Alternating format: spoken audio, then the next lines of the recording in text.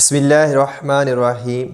अस्सलाम वालेकुम dear students, मैं हूं आपका फ़िज़िक्स टीचर तलहा नूर और आज का हमारा टॉपिक है रेजोल्यूशन ऑफ फोर्स का। तो चलिए आज के टॉपिक को डिस्कस करते हैं। तो जी स्टूडेंट्स, इस टॉपिक के अंदर बेसिकली आपके पास एक रिजल्टेंट वेक्टर होता है जो प्लेन के ऊपर ड्रा किया जाता है और उसको आपने दो म्यूचुअली परपेंडिकुलर कंपोनेंट्स में रिजोल्व करना होता है। यही रेजोल्यूशन ऑफ फोर्सेस कहलाता है। अगर देखें डायग्राम में कि हमारे पास एक प्लेन है जो कि x और y कंपोनेंट पे, ये इसका स्टार्टिंग पॉइंट आ गया ओरिजिन। अगर इस प्लेन पे कोई एक रिजल्टेंट वेक्टर ड्रा होता है, इसे नाम दे दें f का। जब आप इस रिजल्टेंट वेक्टर को स्प्लिट करेंगे तो वो दो कंपोनेंट्स में स्प्लिट होगा, एक वो x कंपोनेंट पे और दूसरा y कंपोनेंट पे, हॉरिजॉन्टली और वर्टिकली। पहला कंपोनेंट उसका ड्रा करते हैं वर्टिकल प्लेन में और इसे नाम देंगे, चूंकि ये y कंपोनेंट पे ड्रा हुआ है इसलिए इसे नाम देंगे fy कंपोनेंट का। दूसरा इसी का कंपोनेंट ड्रा होगा x प्लेन पे और उसे नाम देंगे fx कंपोनेंट का। तो ये जो तीन पॉइंट्स आ रहे हैं, O से A तक का पॉइंट एक और यहां से B से A तक का पॉइंट, ये तीन आपके पास पॉइंट्स आ गए और इस दौरान आपने इस रिजल्टेंट वेक्टर की रेजोल्यूशन किया, उसको स्प्लिट किया है दो कंपोनेंट्स में और ये दो कंपोनेंट्स आपस में म्यूचुअली परपेंडिकुलर हैं। अगर इसके दरमियान एंगल चेक करें तो वो 90 डिग्री का बनता है। और फोर्थ चीज़ क्या है कि ये जो रिजल्टेंट वेक्टर ड्रा हुआ है वो किस एंगल के ऊपर ड्रा किया गया, ठीक है। ये जो F हमारे पास आया यहाँ पे, F बेसिकली क्या है, रिजल्टेंट, और रिजल्टेंट क्या होता है जी, सम ऑफ ऑल द फोर्सेस। इसे हम नाम देते हैं जी रिजल्टेंट वेक्टर का। अब इस डायग्राम के अकॉर्डिंग आपने fx कंपोनेंट भी मालूम करना है, fy कंपोनेंट भी मालूम करना है, इसकी फोर्स मैग्नीट्यूड क्या है, कितने न्यूटन का वेक्टर है वो मालूम करना है, और लास्ट चीज़ वो वेक्टर कितने एंगल पे जाके ड्रा हुआ है। ये चार चीज़ें बेसिकली आपने जब रिजॉल्व करते हैं उसको मालूम करनी होती है, ठीक है। तो इसका मैथमेटिकली वर्क देखते हैं कि किस तरह से हम इसका कंपोनेंट्स को मालूम कर सकते हैं मैथमेटिकली। हमने भी देखा कि F क्या है, रिजल्टेंट, और वो किसके बराबर होता है, सम ऑफ ऑल द फोर्सेस। तो ये रिजल्टेंट वेक्टर है O से A तक का, इज इक्वल्स टू किसके बराबर होगा, जब आप ये दो कंपोनेंट्स को ऐड करेंगे। और दो कंपोनेंट किसके होंगे, एक O से B तक का कंपोनेंट है जिसे नाम देंगे fx का, और दूसरा कंपोनेंट कौन सा है, A से B तक प्लस AB। अब इनके लॉन्ग्स वेक्टर ड्रा कर लें। O से A के लॉन्ग वेक्टर कौन सा, F, एज इट इज आ गया, इज इक्वल्स टू OB के लॉन्ग कौन सा वेक्टर है, fx का, प्लस और AB के अलॉन्ग fy का कंपोनेंट। ये हमारे पास एक फॉर्मूला बन गया जी, इसे नाम दे दें इक्वेशन नंबर 1 का। अब इसके अंदर हमने ये fx का कंपोनेंट और fy कंपोनेंट मालूम करना होता है, ठीक है। पहले बात करते हैं हम x कंपोनेंट की। देखिए जी,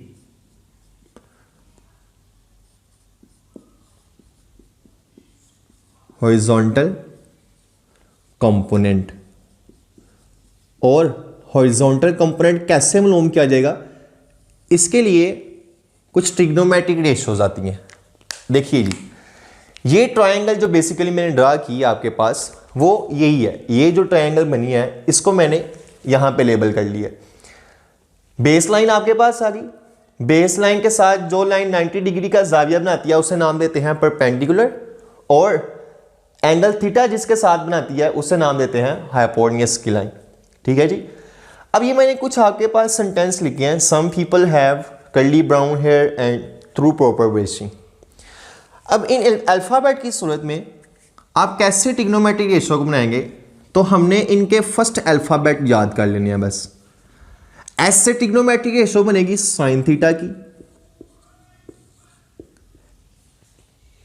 सी कर्ली से सी और इससे ट्रिग्नोमेट्रिक रेशो बनेगी कॉस थीटा की,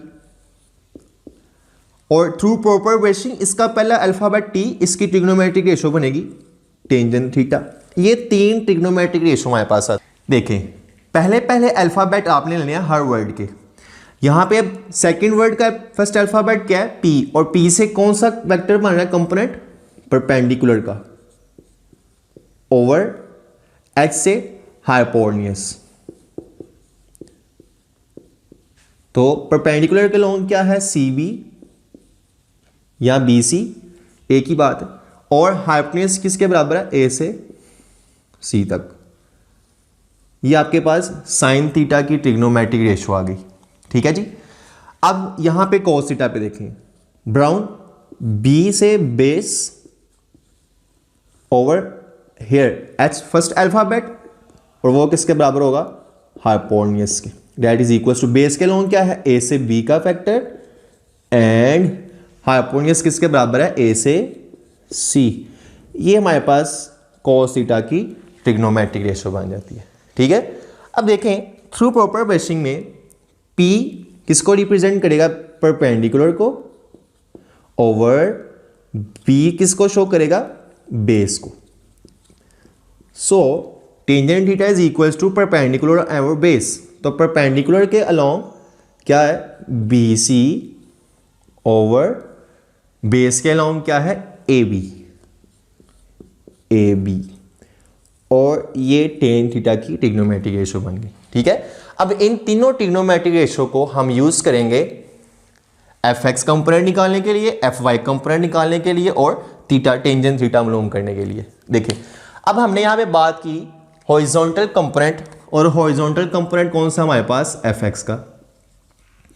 एफ एक्स के लिए ट्रिग्नोमेट्रिक रेशो यूज की जाती है कॉस थीटा की। So cos theta is equals to, देखें अब कॉस थीटा की ट्रिग्नोमेट्रिक रेशो लिखी, आपको रेशो ना भी याद हो ये सेंटेंस याद कर ले, कर्ली ब्राउन हेयर सी से कॉस थीटा कर्ली, और उसके बाद ब्राउन से क्या बन रही है बेस ओवर हेयर का फर्स्ट अल्फाबेट इनटू हाइपोटेन्यूज। अब cos theta is equals to, अब इस डायग्राम के मुताबिक इसको रिजोल्व करते हैं। बेस के अलोंग कौन सा कंपोनेंट पड़ा हुआ है एफ एक्स का, यहां पहले इसके दूसरे कंपोनेंट लिख लें ओ बी का कंपोनेंट, ओवर हाइपोटेन्यूज का क्या है ओ से ए तक। अब इनके अलोंग जो वेक्टर आ रहे हैं वो ड्रा कर लें, cos theta is equals to O B के अलोंग वेक्टर आया एफ एक्स का, डिवाइडेड बाय ओ ए के अलोंग कौन सा वेक्टर आ गया एफ, सिंपल। तो यहां से देखें आपने कौन सा कंपोनेंट मालूम करना था हॉरिजॉन्टल जो कि एफ एक्स है, उसके साथ एफ क्या है डिवाइड हो रहा, तो जब आप इसको उस साइड पे ले जाएंगे तो एफ एक्स किसके बराबर आ जाएगा, F x is equals to F cos theta. तो यहां से हम इसकी ट्रिग्नोमेट्रिक रेशो की एफ एक्स जो आपके पास एक कंपोनेंट था वो ट्रिग्नोमेट्रिक रेशो को यूज करते हुए मालूम कर लेते हैं, ठीक है। अब दूसरा कंपोनेंट कौन सा है एफ वाई का, एफ एक्स का कंपोनेंट हमने मालूम कर लिया है। अब हमने मालूम करना है जी एफ वाई का कंपोनेंट, वर्टिकल कंपोनेंट, और वर्टिकल कंपोनेंट कौन सा होता है आपके पास एफ वाई का। देखिए जी एफ वाई के कंपोनेंट के लिए हम ट्रिग्नोमेट्री यूज करते हैं साइन थीटा की।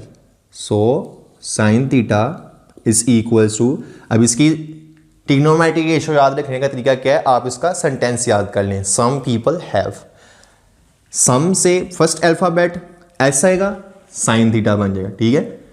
पीपल से फर्स्ट अल्फाबेट पी है परपेंडिकुलर, और लास्ट हैव उसका हाइपोटेन्यूज। ये क्या आपके पास क्या बन गया, some people have perpendicular over hypotenuse, और इनके लॉन्ग अब फैक्टर्स लिख लें, sine theta is equals to perpendicular क्या है ए से बी तक का कंपोनेंट, ओवर हाइपोटेन्यूज के लॉन्ग क्या है ओ से ए तक का कंपोनेंट। अब इसके लॉन्ग जो वेक्टर्स आ रहे हैं वो लिख लें, sine theta is equals to A B के लॉन्ग क्या है जी हमारे पास ये ए से बी तक का कंपोनेंट एफ वाई के बराबर है, और यहां पे क्या पुट कर दिया, F Y divided by o a के अलोंग कंपोनेंट कौन सा है जी, एफ वाला, और इसकी जगह पे एफ पुट कर दिया। हमने कौन सा कंपोनेंट मालूम करना था, एफ वाई का, एफ डिवाइड हो जाए तो जाकर मल्टीप्लाई, तो एफ वाई किसके बराबर आएगा, एफ साइन थीटा। ये हमारे पास इक्वेशन नंबर आ गई 2, ठीक है, बल्कि इक्वेशन नंबर 3 ये और इक्वेशन नंबर 2, ठीक है जी। तो ये दो कंपोनेंट हमने रिजोल्व कर लिए हैं, एफ एक्स का भी और एफ वाई का भी। अब बारी आती है मैग्नीट्यूड के लिए और एंगल थीटा के लिए। सिर्फ फॉर्मूलेज आपने याद रखने हैं, बहुत आसान है। अब बात करते हैं मैग्नीट्यूड के लिए। फॉर मैग्नीट्यूड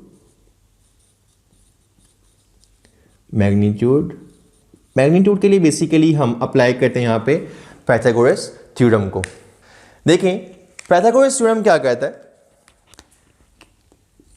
पाइथागोरस थ्योरम के मुताबिक hypotenuse square is equals to base square plus perpendicular square. ये थ्योरम था पाइथागोरस का, ठीक है। अब यहां से हम पाइथागोरस थ्योरम को यूज करेंगे और इसकी मैग्नीट्यूड मालूम करेंगे।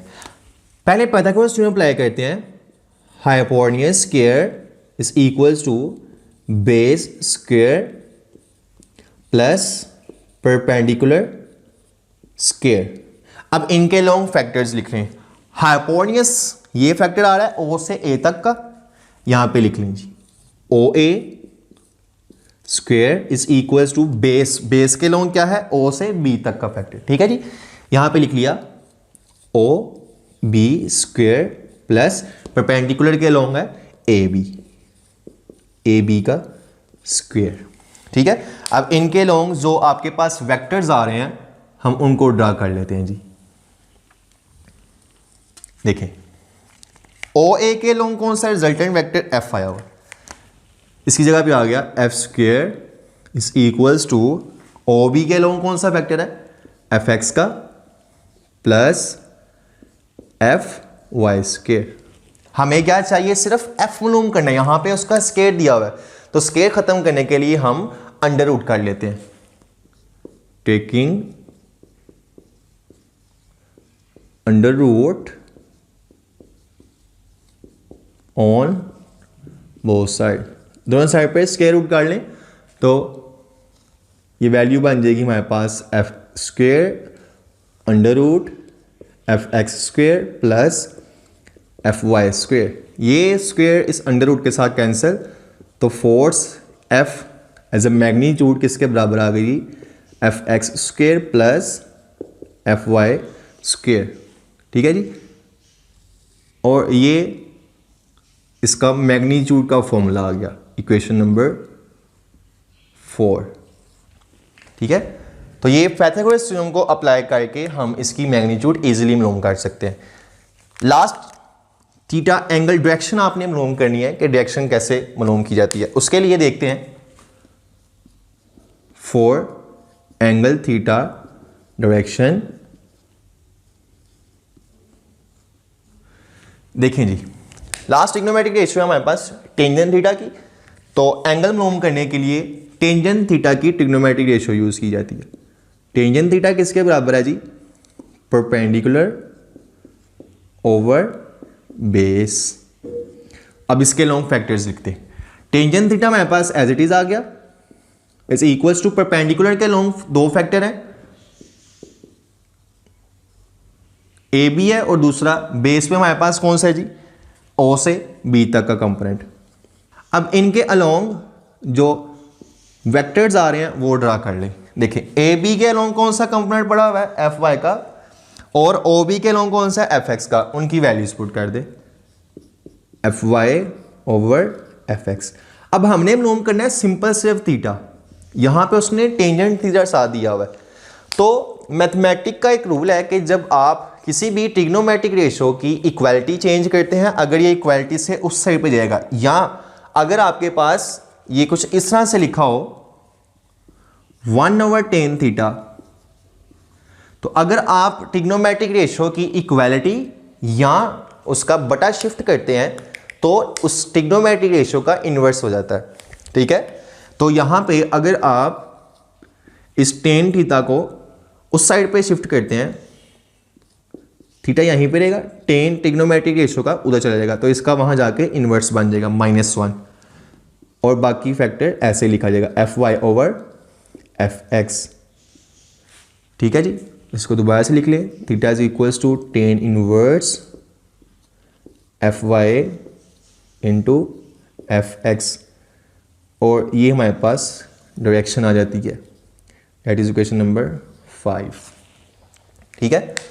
तो ये topic resolution of force board के पॉइंट ऑफ व्यू से बहुत इंपॉर्टेंट लॉन्ग क्वेश्चन है, ठीक है, जिसके अंदर हमने क्या मालूम करना है, इसकी डायग्राम है उसको रिजोल्व करना है दो कंपोनेंट्स में। जब कंपोनेंट्स में रिजोल्व करेंगे हमारे पास Fy का कंपोनेंट आएगा और Fx का, और मजीद आपने उसकी मैग्नीट्यूड और डायरेक्शन मालूम करनी होती है, ठीक है। तो ये था हमारा आज का topic that is related to about resolution of force.